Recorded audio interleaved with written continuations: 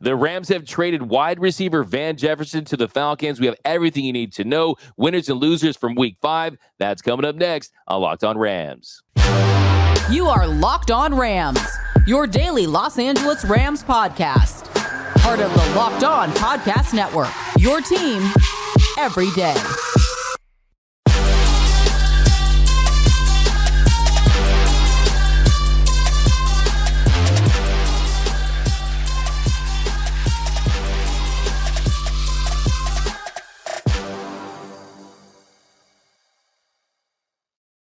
What is up, Ramley, and welcome to another episode of Locked On Rams, your daily podcast covering your four-time champion Los Angeles Rams, part of Locked On Podcast Network, your team every day. We're also available over on YouTube, so if you have not yet, be sure to subscribe to the Locked On Rams YouTube channel. Trying to get to 10,000 subscribers, so do us a favor, join the party, hit that subscribe button, hit that notification bell, hit that like button, and let us know what is your reaction to the Rams trading wide receiver Van Jefferson.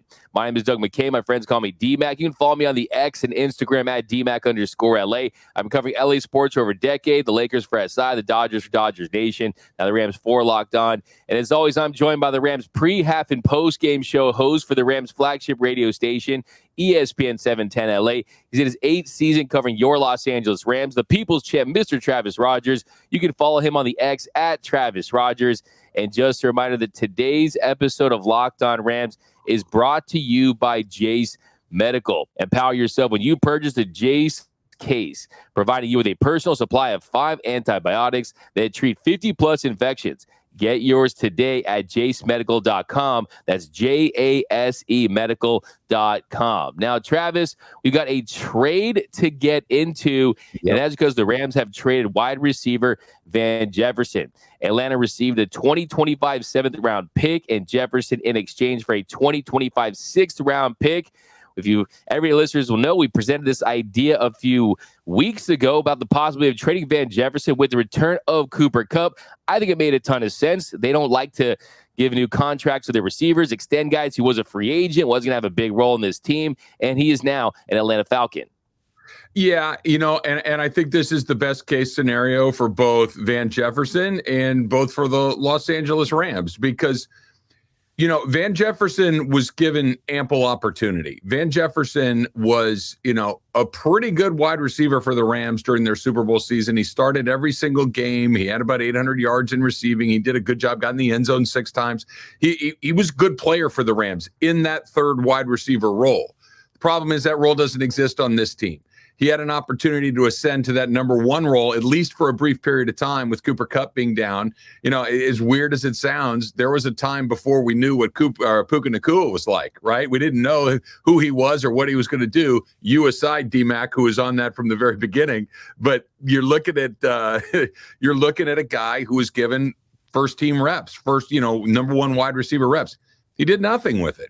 And Puka ascended. Tutu Atwell is becoming a better player. Cooper Kupp returns, and there's no place for him. And the Rams have had some success finding guys in the late rounds. So to get a late round pick swap is basically what they did with Atlanta. I think it's good for the Rams. There just weren't opportunities for him. Now for Van Jefferson to go to Atlanta, let's see. Sometimes a fresh start, sometimes a new location, to be able to start all over could be a good thing for him. But I think this is something that he probably wanted. It's something that the Rams were happy to accommodate him with because there just weren't going to be any footballs thrown his way. Yeah, it was basically just a pick swap for Van Jefferson. I mean, the Falcons gave him that 6th-round pick, and the Rams gave the Falcons Van Jefferson and the 7th-round pick. So basically, Travis, in today's NFL, it's basically my 6th-round pick for your 7th-round pick, and a player's become the new bag of footballs and a bag of Cheetos, right? That's just kind of how it is in today's NFL. We've seen the Rams do this. They're moving on from guys if they don't think they're going to contribute, if they don't think they're going to extend them. And when it comes to Van Jefferson, he had just 108 yards in 4 games this year. His season best of 46 yards came on a single catch against the Bengals in week 3. So he just hadn't developed into the receiver that the Rams had hoped that he would be. Let's just be clear about this. Let's be frank. He was a disappointment with the Rams. He has a great reputation as a great guy, great team presence, great locker room presence, but he just did not develop into the receiver that they had hoped to be. He was a disappointment. A 2nd-round pick who really had very minimal trade value and didn't contribute, like you said, with his opportunities with Cooper Kupp out. So, yeah, I think this is good for Jefferson because he's hopefully going to see his usage rate increase the Atlanta Falcons, and hopefully he'll get himself a pretty decent contract. But, yeah, look, this also tells you that the Rams, like you said, hit on Puka Nacua, and he's a big factor, and you're not going to see the Rams go deep into that depth chart at the wide receiver position. Well, I think what you just said, I think is the good news in all of this. That you're right, D-Mac, the second round pick, then just a small number of years later is basically gone for nothing is not good news. You can't have that happen too many times. Saw Logan Bruss, so we're seeing some relatively high draft picks really not work out for the Rams, which is never a good thing. But what I think this also indicates is that the Rams believe that Puka Nacua is here for good, that this is a real thing, that this is not just because, look, you and I are both baseball guys. I'll use a baseball analogy. How many times have you seen a guy show up and absolutely kill it for a month or two, or maybe even a season, and then it's like, hey, whatever happened to that guy? It's a Kevin Moss. It's a Ron Kittle. It's a Pat Listash. It happens all the time. But clearly the Rams don't think that that's what's going to happen here. The Rams believe that he is a legitimate NFL wide receiver, so they could let their number 2 pick from not that long ago walk out the door for virtually nothing because they found some money and an incredible player in the 5th round.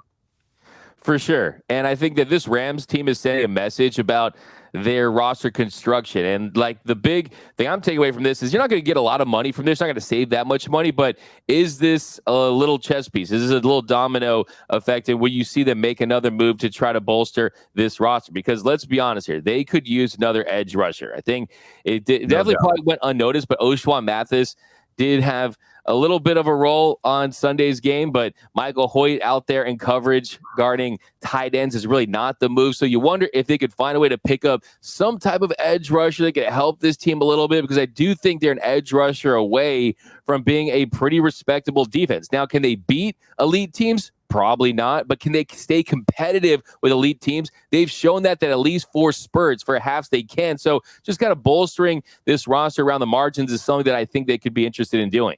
Yeah, and I agree with you. I think that the spot that if you're looking to acquire talent, it's at that edge rushing spot. That seems to be, because look, Aaron Donald is still Aaron Donald, but maybe not the best version ever of Aaron Donald that we've seen. And somebody's got to take advantage of the fact that Aaron Donald is getting doubled and tripled fairly regularly. So far, Byron Young has flashes. He's an incredible athlete. He's got an incredible motor where he's chasing after guys and playing his guts out.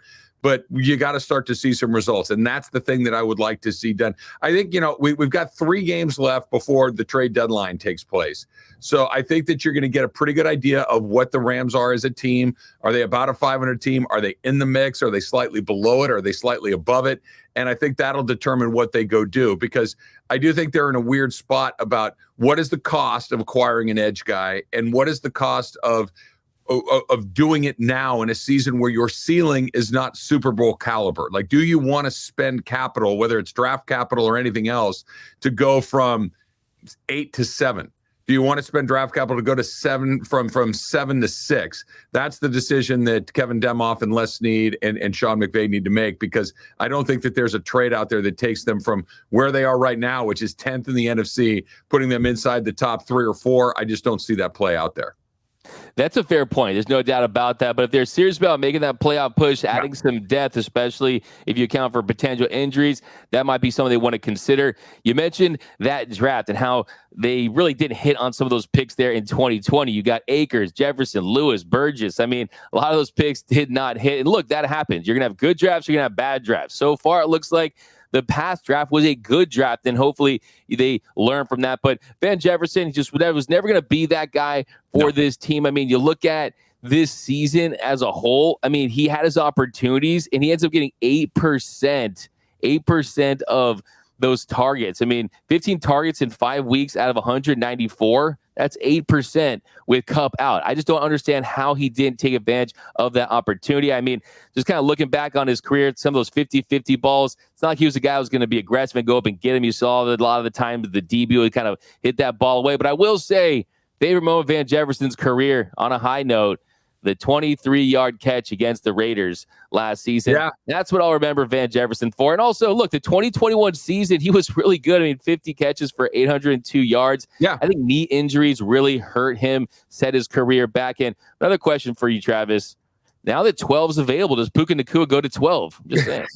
Look, whatever Puka is doing, let's not mess it up. I am a superstitious guy. If 17 is created, 600 yards of offense in 5 weeks, let's continue to do that. I'm not messing with too much. I think you bring up a good point about Van, that he's a fine NFL player, but he doesn't have that elite skill. He's not particularly big. He's not particularly fast. He's not a particularly perfect route runner. So he kind of is decent at all three of those things. So what does that bring to the NFL? And Sean McVay was able to scheme him open when there was a Robert Woods, when there was a Cooper Kupp, when there was an Odell Beckham Jr., because he was the third option, sure. But Tutu brings that speed to that position that Van Jefferson was just never going to be able to bring.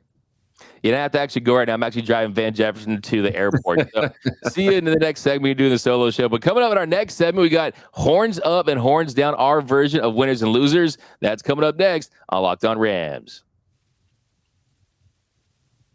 All right, D-Mac, our partners at eBay Motors have teamed up with Locked On Fantasy Football host Vinny Eiler to bring you some of the best fantasy picks each week, all season long. So whether you are prepping for a daily draft or scouting the waiver wire, every week we're going to provide you with players that are guaranteed to fit on your roster. So let's see who Vinny has picked out for us on this week's eBay's Guaranteed Fit Fantasy Picks of the Week. Here we go. Matthew Stafford, right?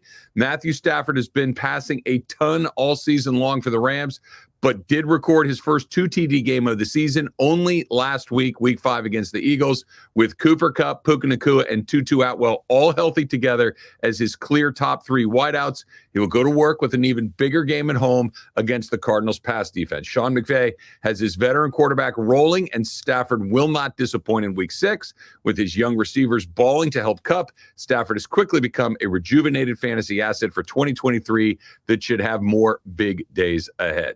Vinny Eiler from Locked On Fantasy Football is going to help you win your fantasy championship, and eBay Motors knows the championship team is about each player being a perfect fit. Same with your vehicle. With over 122 million parts for your number one ride or die, you can make sure your ride stays running smoothly. Brake kits, LED headlights, roof rack, bumpers, whatever your baby needs, eBay Motors has it. And with eBay's Guaranteed Fit, it's guaranteed to fit your ride the first time, every time, or your money back. Plus, at these prices, you're burning rubber, not cash. Keep your ride or die alive at ebaymotors.com. eBay Guaranteed Fit, only available to U.S. customers, eligible items only, exclusions apply.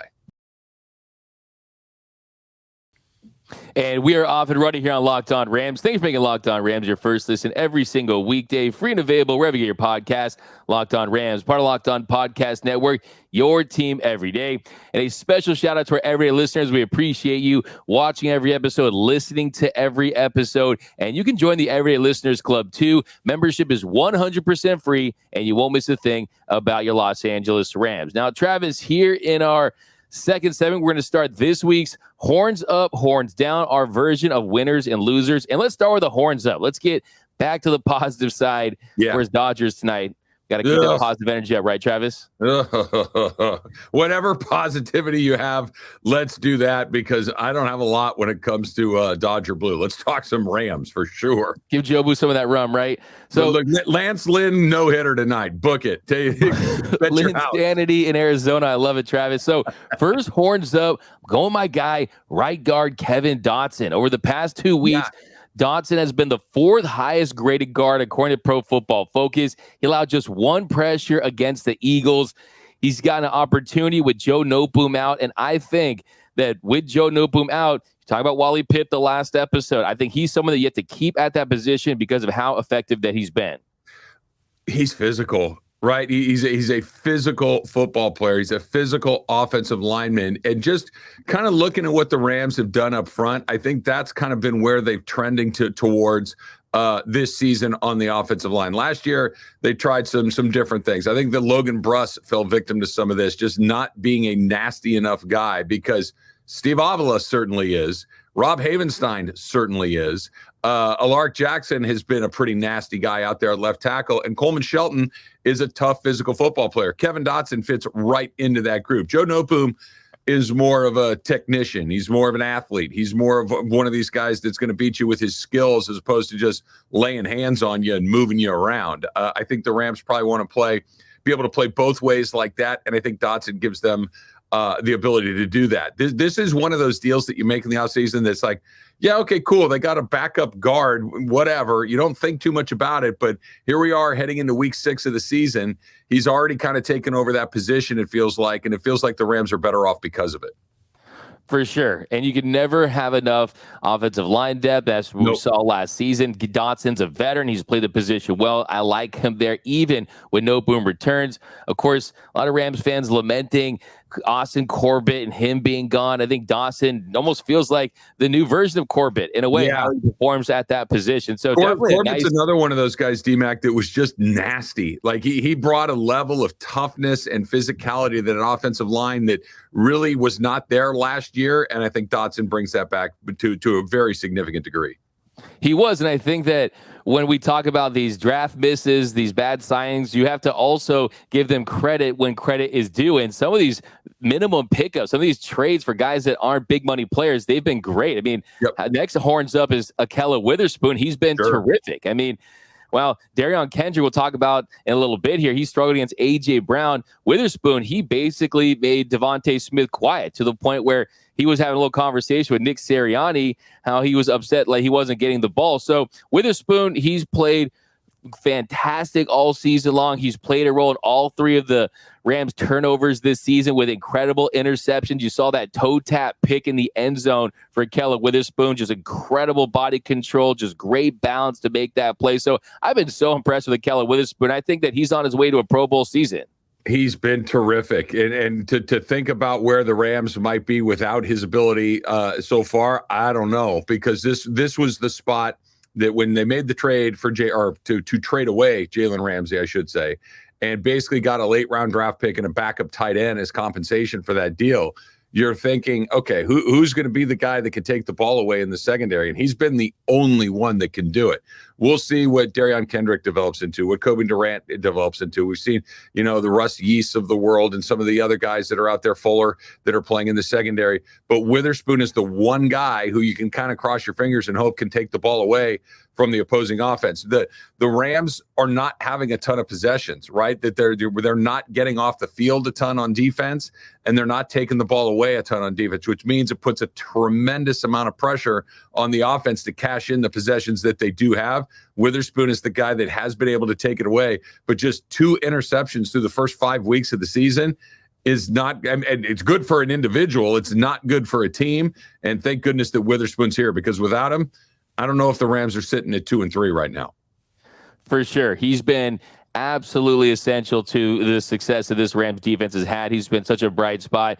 A couple more horns up. We talked about these guys in yesterday's episode, so we won't go too in depth on them, but they want their horns up t-shirts. They want to be mentioned in this segment. So we have to throw out Cooper Kupp and Puka Nacua. Oh, yeah. Both play well. Both prove that they can have success on the field at the same time. I think Puka Nacua, like we talked about extensively, their numbers are going to go down, but you look at Cooper, he has 8 catches, 118 yards. He had 12 targets. You look at Puka Nacua, he ends up with 57 yards on 6 catches, had that beautiful touchdown on 9 targets. So they're getting horns up. And then let's go to a couple more horns up. I want to go Ernest Jones. Hey, Ernest, interior blitzer all day long. He led the Rams with 15 total tackles. He's someone that you always talk about where when you're not talking about them, it means he's doing his job. I think that's absolutely the case with Ernest Jones. Yeah, look, he's been really good for them. He's in on a ton of tackles. He follows the rules of the defense. He gets everybody lined up correctly. He's the green dot guy. He's the guy that is responsible for making sure that everyone else is taking care of their business as well. And he's been good. You bring up a really good point, D-Mac, that this is a guy, the less we say his name, the better off it is, right? Because we just want to say his name when he's making big plays and he's doing the right thing. So congratulations to him for being as good as he's been so far. I want to go back to something very quickly you mentioned about Kupp. Guy had over 100 yards, and it was the quietest over 100 yards you've ever seen in your life. That this is one of the best wide receivers in football who hadn't played all season, who didn't play for the second half of last season, his first NFL action in virtually, not quite a calendar year, but getting close to it. And he just goes out there and catches 100 yards worth of balls and has 8 catches. This is just how good he is, that 100-yard day, we just kind of go, yeah, he's pretty good. It was better than pretty good. Putting him together with Puka, I'm so excited about what this might look like the more reps they get together. I could not be any more excited about Kupp and Nacua. I think that those legs were probably a little jelly after the second half. And I think when he gets his legs underneath him, you're looking at big-time days for Cooper Kupp. The trust level between him and Matthew Stafford is off the charts. I think this offense is going to continue to put up points in the air all season long. But, yeah, Ernest Jones, he's been fantastic. He just has to be himself, the importance of being earnest all season long. And then one more horns up. Travis, punters are people too, okay? Punters are people too. Ethan Evans, 4 punts on Sunday. 3 of them were inside the 20. His 53.8 yards per attempt, ranked 3rd in the NFL for week 5.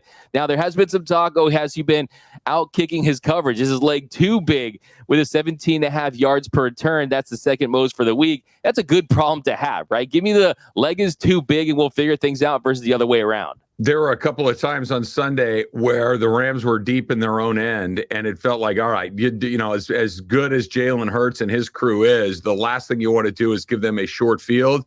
And Ethan Evans was able to flip the field on him. And he was able to flip the fields with some directional punting as well. It wasn't just that he bombs it, which he does, but he bombs it to a good part of the field, which allows the Rams to cover it pretty effectively. I agree with you that big leg is probably a good problem to have, but there are some times, especially when, being inside SoFi and getting to see it every week, there's so much space by the time that the return man catches the ball that you are putting a lot of pressure on your coverage team because you're asking them to defend a lot of open space, which could be a problem. So maybe a little less distance and a little more hang time might be in order, but he's been very, very good for them so far. That's a really good point. Look, sometimes 98 with command is better than 100 without command, right? So he has to just learn how to manage that. By the way, we're always keeping tabs on his alma mater, Windgate. The Windgate Bulldogs, they're 4-2 this year. They take on Limestone. Who you got now? And real quick before the next segment. Oh, I don't think I need to get into it too much. Everybody knows that Limestone is no joke. That the Limestone at this point in the season is usually where they hit their stride, and I would imagine that this season will be no different than the long distinguished history of the Limestone Limeys or whatever they are. Give me the Wingate Bulldogs all day. But coming up in our next segment, we got Horns Down. That's coming up next here on Locked On Rams.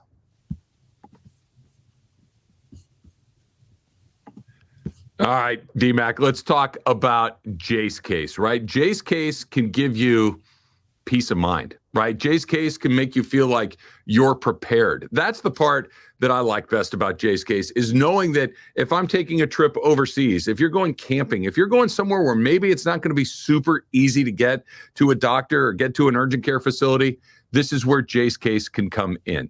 What you get is you go online. It's very, very easy. You fill out a small questionnaire. In some cases, you have to hop on a quick call and talk with one of the physicians. And then right at your door, 5 antibiotics that can fight all sorts of different types of infections. Here's how you do it. You go to Jase Medical, right? JaceMedical.com. That's JASE medical.com. And you can get $20 off of these life-saving antibiotics today from Jase Medical by using that code Locked On at checkout. Again, that's JaceMedical.com, JASE medical.com. We've all been through a lot over these last few years, and knowing that you have medication in your home ahead of time, it's an unbelievable feeling. JaceMedical.com. Don't forget that promo code Locked On for $20 at checkout. And welcome back to Locked On Rams. Thank you for making Locked On Rams your first listen every single weekday, free and available wherever you get your podcast. Locked On Rams, part of Locked On Podcast Network, your team every day. Now, Travis, here in our third segment, we're going to do some horns down, and I'm starting with Kobe Durant. It does feel like there's a sophomore slump for Durant. He had 2 more missed tackles on Sunday. He has 4 missed tackles on the season. He missed that key tackle on Kenneth Gainwell and Jalen Hurts. Both were on third downs that end up in first downs. We know they were 13 for 18 on third down. Really one of the big stories in the game. And look, he just hasn't had the sophomore season that we had hoped so far. Still looking to figure out that star role, but he really is someone that I think needs to pick it up for the rest of the way. I like the point that you pointed out, that it's the tackling, right? That's the part that has been most troubling for him specifically, and really for the Rams collectively at large on defense. There's not a ton of guys that are running free a bunch. I mean, it's always going to happen. It's the NFL. The other team gets paid too. They're going to make some plays, but if the Rams are able to lock guys up after the catch, there's a lot of time where these are not turning into first downs. You saw it. You mentioned a couple of the plays on Sunday that where the player caught the ball well short of the first down, or Jalen Hurts running with the ball was well short of the first down, and players had opportunities to get him to the ground short of that marker. But they didn't. They don't wrap up. Byron Young had one on Hurts that I thought was a big miss as well, that he had a pretty good shot on him, but Jalen Hurts is not, he's not Bryce Young. He's a big, strong dude. You're going to have to wrap him up and get him down to the ground. They didn't do it. I think you're spot on. I think that the Rams tackling is one of their bigger issues on the defensive side. Wrap those arms and get to the ground. Yeah, that's all we need to see moving forward. Against teams that can pound the rock, they can run the football, it's absolutely crucial that you wrap up and you make tackles. And you talk about Kobe Durant and that star role for him. If you're going to be effective in that role, you have to be physical. You have to wrap up. You have to make tackles.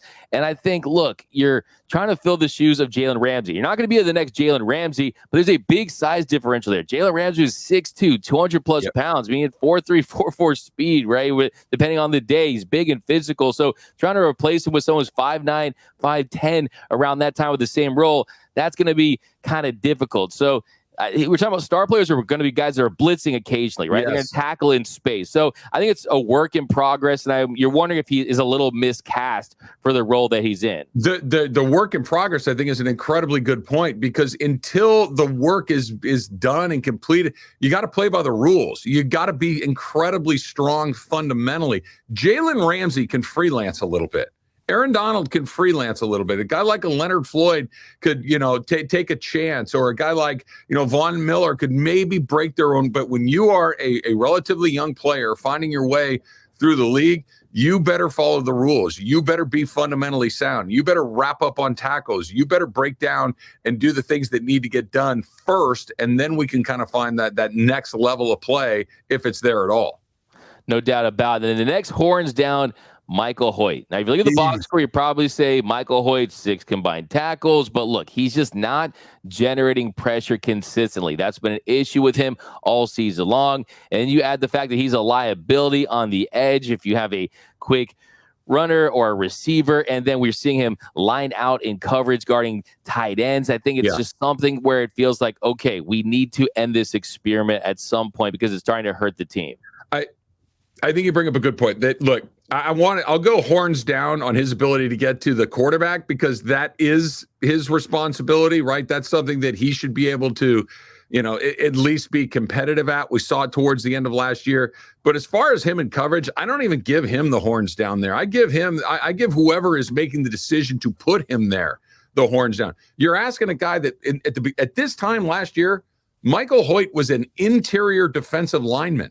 This is like asking Ashawn Robinson to cover a tight end in space. It's a bad idea. It just doesn't work. So I'm going to give him a little bit of grace there, because I don't blame a guy when he's asked to do something he's incapable of doing. And he's incapable of covering a guy like Dallas Goedert in space. He's going to get his lunch handed to him every single time. Getting to the quarterback, though, I think is a fair criticism. I think that's something that they have to find, whether they find it in their own locker room or somewhere else. It is a soft spot on this defense, and it needs to be addressed. And I just think they got to move into a more situational role. I was encouraged by what I saw from Oshwan Mathis, and we know Byron Young has played well. So I think you really need to have someone on the other side of him that can do a better job, and they can perform a nice little duo there. I want to see Impossible go out there and get a veteran. And we'll maybe save some of these for tomorrow, but we got Darion Kendrick. I got to give him horns down. I know I've been kind of rough on him all season. I'm not so sure that Darion Kendrick is a starting level cornerback in the NFL.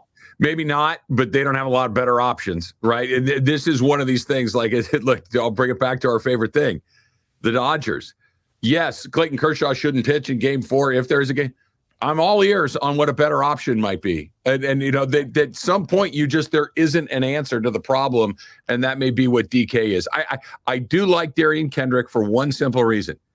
Dude's got stones, whatever you want. Like he'll run his mouth a little bit. And even after you get him a couple of times, he's still willing to go in there and try to make plays. I don't think that he's gun shy, which I think at that position is incredibly valuable. The question is whether or not he's got the ability to do it on a regular basis. I think that's a better question. He certainly has the heart. He does have the heart. I think he'd be a really great depth piece. He's aggressive. Yeah. He's physical, which I think he lacks in speed. And he gave up those 27 yards in penalties, allowed the Eagles to score before the half. And he did make a nice tackle on Quez Watkins, by the way, for that TFL to force Philly into a field goal. So it wasn't all bad. But here, just nitpicking here, and we'll end on this. I don't love players wearing number 1. I think that's what the mascot wears. I think the mascot wears number 1. Are you in on players wearing number 1? Look, I am here for all uniform-related criticisms. I love these. Okay. These are some of my favorite things. The way it's worn, the number it's worn. I've mentioned him a few times. I'm pals with Keyshawn Johnson, and no one has stronger opinions on what numbers players should wear than Key does. And his response, whenever I say, like, why he never wanted to wear a number in the 80s. Of course, he was number 19 in the NFL for a long time. I said, why? He goes, because it just doesn't look right. So I'm going to go with that. It just doesn't look right, number 1 on anybody. So, yeah, let's give him a double-digit number. Give him a double-digit number. Warren Moon, Cam Newton for the Patriots, Gary Anderson, Jason Elam. Those are kickers, Kyler Murray. But that's what Rampage, the mascot, should wear. But, hey, I digress. That's going to do it for this episode of Locked On Rams. My name is Doug McCain. You can follow me on the X and Instagram at DMAC_LA. And, as always, you can follow the People's Champ, Mr. Travis Rogers, on X at Travis Rogers. And until next time, whose house is Locked On Rams house?